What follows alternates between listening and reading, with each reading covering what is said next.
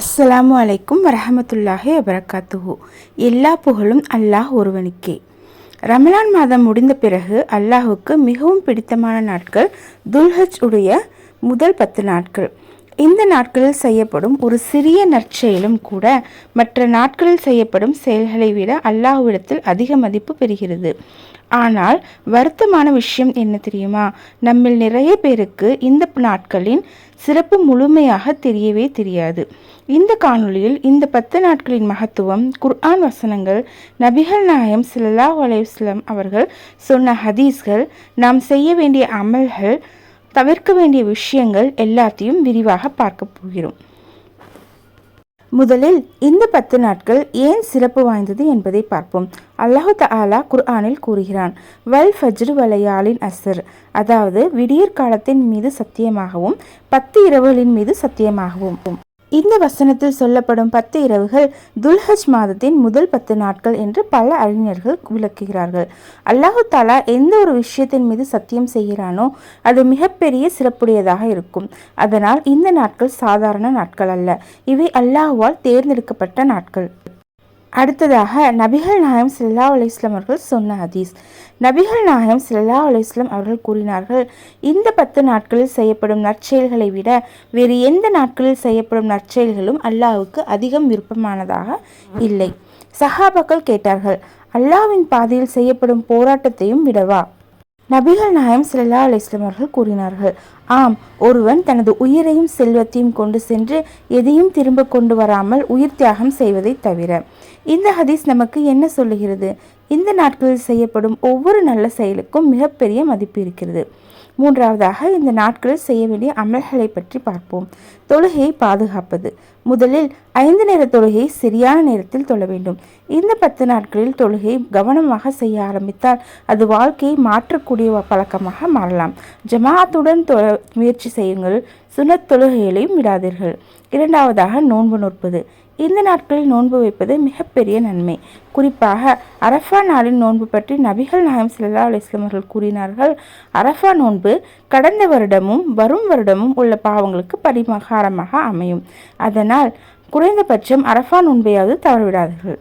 மூன்றாவதாக அதிகமாக திக்ரு செய்வது. இந்த நாட்களில் அதிகமாக அல்லாஹு தாலாவை நினைவு கூற வேண்டும். குறிப்பாக சுப்ஹானல்லாஹ், அல்ஹம்துலில்லாஹ், லா இலாஹா இல்லல்லாஹு, அல்லாஹு அக்பர், இந்த திக்ருகளை அதிகமாக சொல்லுங்கள். வீட்டில் வேலை செய்யும் போது, சமையல் செய்யும் போது, பயணம் செய்யும் போது கூட நாவை அல்லாஹு தஆலாவின் நினைவால் ஈரமாக வைத்துக் கொள்ளுங்கள். நான்காவதாக குர்ஆன் ஓதுவது. இந்த நாட்களில் தினமும் கொஞ்ச நேரமாவது குர்ஆன் ஓதுங்கள். ஒரு பக்கம் என்றாலும் பரவாயில்லை, ஆனால் தொடர்ந்து செய்யுங்கள். குர்ஆன் ஓதும் வீட்டில் பர்க்கத் அதிகரிக்கும், மன அமைதியும் வரும். ஐந்தாவது துஆ அதிகப்படுத்துவது. இந்த நாட்கள் துஆ ஏற்கப்படும் சிறப்பான நாட்கள். உங்கள் குடும்பத்திற்காக, மறுமைக்காக, உலக வாழ்க்கைக்காக, பாவ மன்னிப்புக்காக அல்லாஹ்விடம் மனம் உருகி கேளுங்கள்.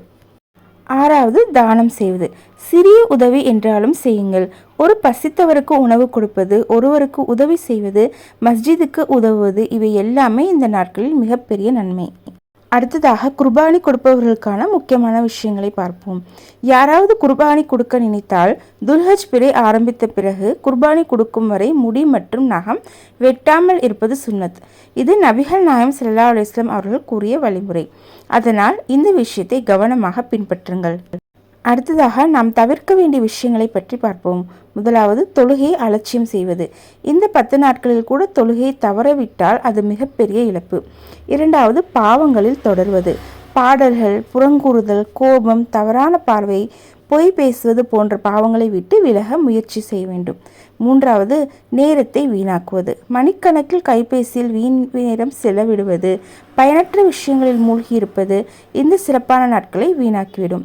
நான்காவது நல்ல செயல்களை நாளைக்கு தள்ளி போடுவது. நாளை ஆரம்பிக்கலாம் என்று சொல்லிக்கொண்டே இருந்தால் இந்த 10 நாட்களும் முடிந்து போய்விடும். அதனால் இன்றே ஆரம்பியுங்கள். அடுத்ததாக அரஃபா நாளின் சிறப்பை பற்றி பார்ப்போம். இந்த 10 நாட்களில் மிகச்சிறந்த நாள் அரஃபா நாள். அந்த நாளில் அல்லாஹு தஆலா அதிகமான அடியார்களை நரகத்திலிருந்து விடுதலை செய்கிறான். அதனால் அன்று நோன்பு, திக்ரு, இஸ்திக்ஃபார் எல்லாவற்றையும் அதிகப்படுத்துங்கள்.